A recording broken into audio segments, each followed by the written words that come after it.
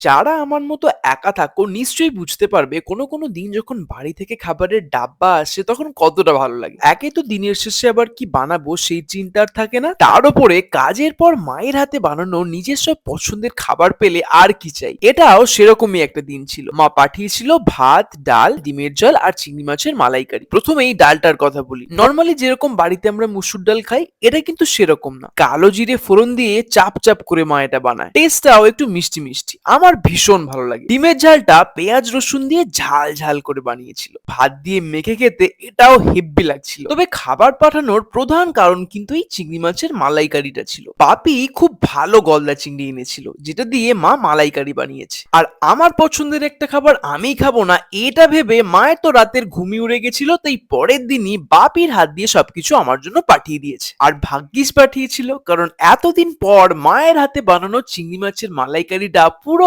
অমৃত লাগছিল।